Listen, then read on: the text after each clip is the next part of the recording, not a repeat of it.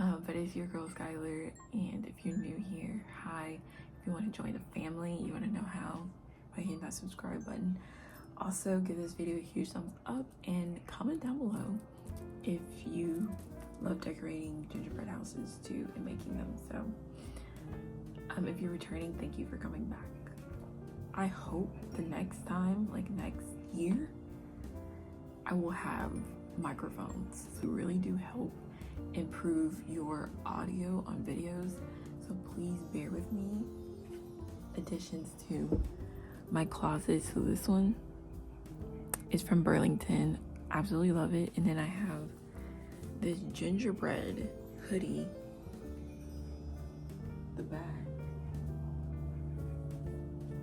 those gingerbread cookies, and I got this from Ross. While we're building this gingerbread house, I am going to be doing a Q&A.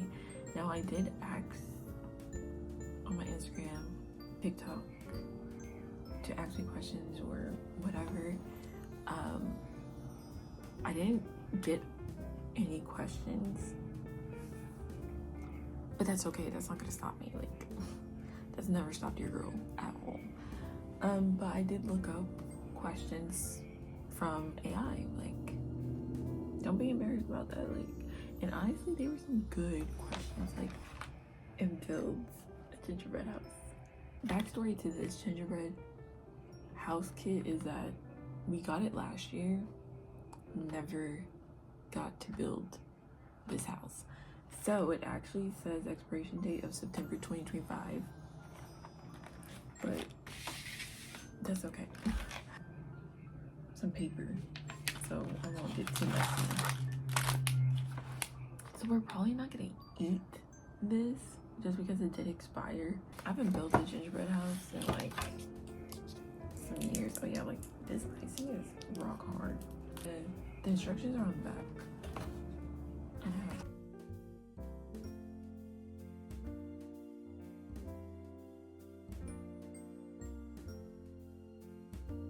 Okay. Yeah, this icing is hard. Now I have a heater here. I can probably melt this icing. The first question that I have is, what's a small habit that changed your life? Honestly, a small habit. I think a small habit that changed my life is getting up every morning with like a positive mindset. So the night before or the day before, I might have gone to sleep not in the best mindset, but waking up knowing that it's a new day, it's a new start, it's a fresh, start to a different day, definitely changes whenever you wake up in the morning and you're trying to get your day started. So I think that's one thing that I'm still working on, but I'm trying to do that because I know that just thanking God when you wake up is already, you're on the right track. If you could send one message to your future self, what would it be? You aren't late. You were just getting started and you don't even know it yet. That's what I would say. And with God, all things are possible. That's what I would say. Because I do believe that I compare myself not only to people I don't know on social media, but to people I do know. I'm like, oh my gosh, look at their life. Look at what they've accomplished, what they've succeeded at. When is it going to be my, turn? When can I finally have something that I've accomplished? Yeah, I know that I'm just getting started. Like, there's nothing. I'm not at my full potential at all. At all. Trust. What's the most memorable trip you've ever taken? I know exactly. When I saw this question, I said, oh, I know. The most memorable trip I ever took would have to be actually between two.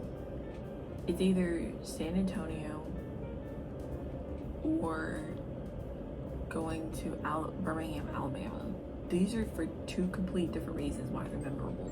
I really had to choose one for this question right here, right now. I would say, this is hard. I would say Birmingham, Alabama, for sure. That was a church trip, but there's so many other reasons. What's a challenge you overcame that shaped you? I've had so many challenges throughout my life. I don't really know.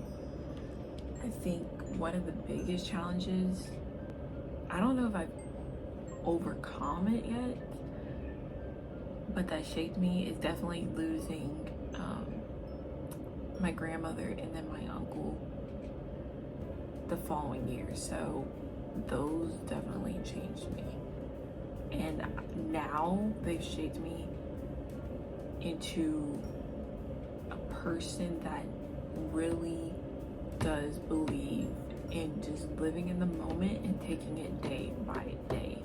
And I know you guys are like, oh, I hear that all the time, that's such a cliche thing to say, but for me it hits different.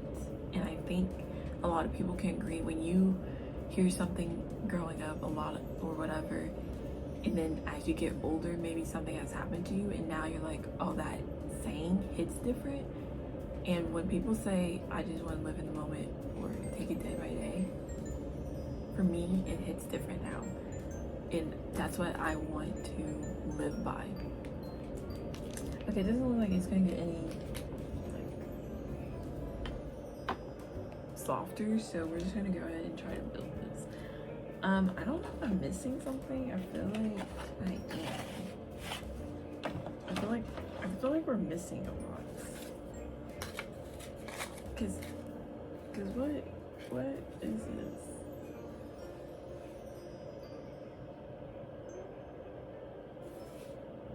Guys, I think we're missing. I thought I could do this, but it might just be a Q&A at the end of the day. Cause what, bro? I might just have to scrap this whole video, like this whole gingerbread, because I think we're missing some, and then this is just not softening. So yeah, we're just gonna continue with the questions. I'm down for it. I was trying to do a gingerbread house, and this is just gonna be trash. Anyway, the next question is, if your life was a movie, what genre would it be? I love movies, and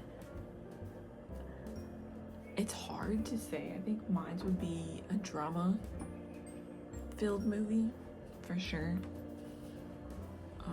Drama, because I would say action, but it's not that. Like, it's definitely drama. What's your guilty pleasure TV show or movie that you would never admit to in public?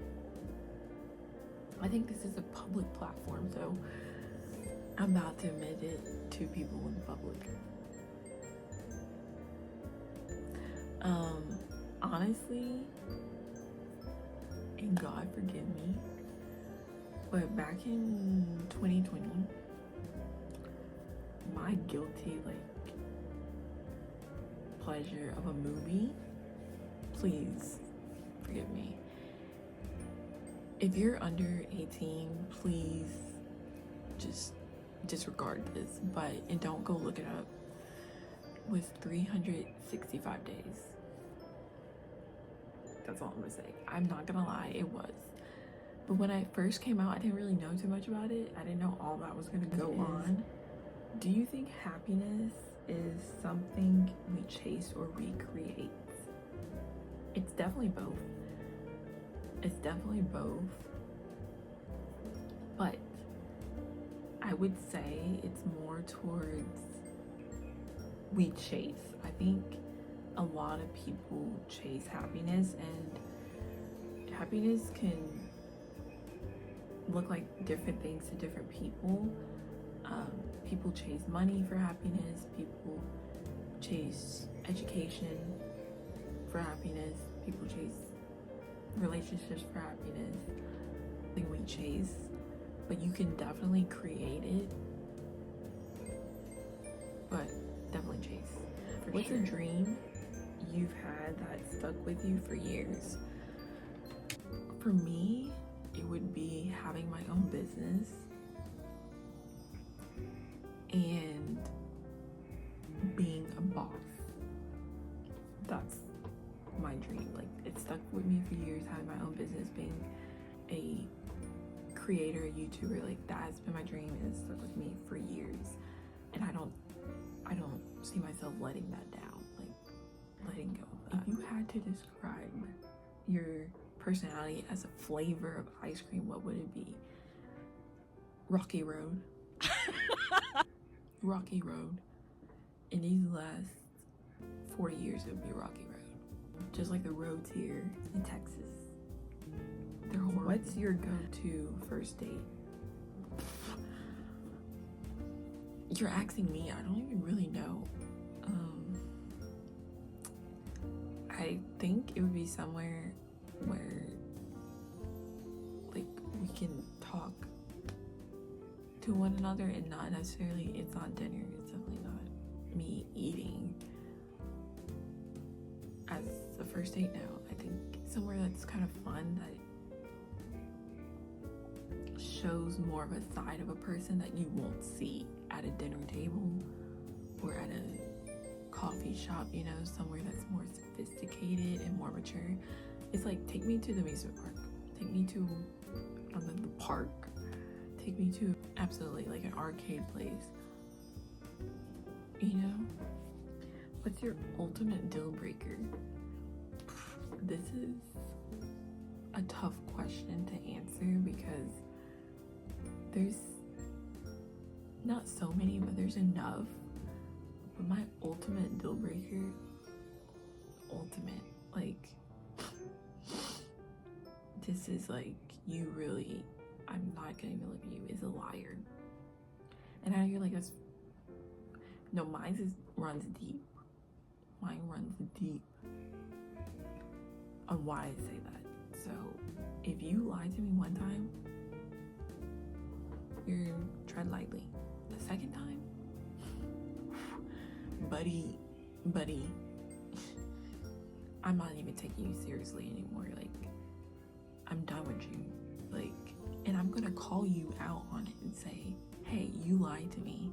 I gave you numerous times to tell me the truth, to come clean, and you took advantage of that, and you still lied. Do not mess with anybody that lies. Like, I don't have time for it. What is my definition of a healthy relationship? Great question. My definition is where there's real genuine love, support, God is in the center and is the foundation of the relationship. Y'all guys both motivate each other. If your significant other is feeling down, you are able to lift them up, you know, and not like just one person is relying on one significant other to like always be happy, and you know, not like that. It's very even on the emotional scale. You check in with each other mentally, emotionally, physically. Like, slack if like one, like I said, if a significant other is not feeling themselves, is not feeling too great, sometimes you can feel, you know, kind of lazy and unmotivated. You don't let that keep happening. Like, you let them have their moment, their space, but you don't let them dwell in that. So that's what I mean by you don't like slack. You bring them back up. Great communication, like you have to, and communication goes both ways. Like, the next thing is go-to move when you're trying to impress someone you like. I guess this is in person. I don't really do in person. Like, if I see someone that I like, which is a guy that I'll never see again, I don't really do anything in person, but if we're talking about like over social media, what I tend to do, which is like probably obviously high school of me, but I used to also do this, is I would post like a really good picture, maybe a couple good pictures, and I would wait till the person that I knew that followed me on my social media, I would wait till they would see my post, and once they saw it, that was kind of that move on. So that's how I would do it if I like somebody, but I haven't done that in a while. So would you rather receive a flirty text or a surprise date invite? Surprise date invite, like literally the guy just says, hey, I'm taking you on a date. That. I don't really care too much about flirting. I don't even know how to really flirt, but that's it. Yeah. If you could only flirt using emojis, what 3 would it be?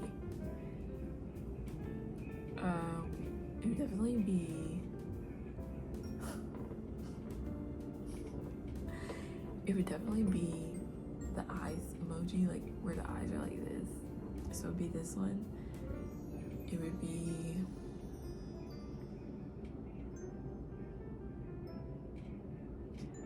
okay, it would be like the smirk emoji and then the lips emoji. Yeah, I think, yeah, that would be mine. Have you ever had a crush on someone you absolutely should have? Yes. You know, exposing who it is, but I definitely have a slow teasing first kiss, or one that's instantly passionate.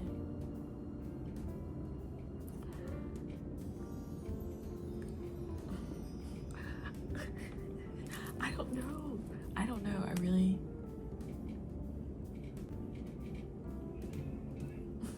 okay, this is getting juicy. I think that I would rather instantly passionate. Yeah. And then the last question is the most unforgettable compliment I received from someone. I've received a lot of compliments. I don't talk about being complimented all the time because I'm really not. But I've also received some very unique compliments. One that has stuck with me, is this guy, I guess that I met over social media, was very, very into my legs. I don't know what that means, but he was very into my legs. He would compliment my legs all the time. He'd be like, you have some really smooth, nice legs. You got some gorgeous legs. I'm like, okay. And then it became a point where I think it was like a fetish to him. So I don't know if he has a fetish for legs, but that's what he was giving, because he would always comment on my legs all the time. He's wearing shorts. And it was just like, okay. But that's the end of this video. Hopefully y'all guys enjoyed this video. I'm sorry about the whole gingerbread house fail. That was a fail. I'm still gonna post this. I just wanted to build a gingerbread house, but that's okay. I will see y'all guys in my next video. Comment down below if y'all guys are enjoying the 12 days. Literally, I'm posting 12 days straight. May God help us all. But I want to be the best I can be and walk in. But I will see you guys in my next video, and stay warm. And I guess, Merry Christmas. I need to stop doing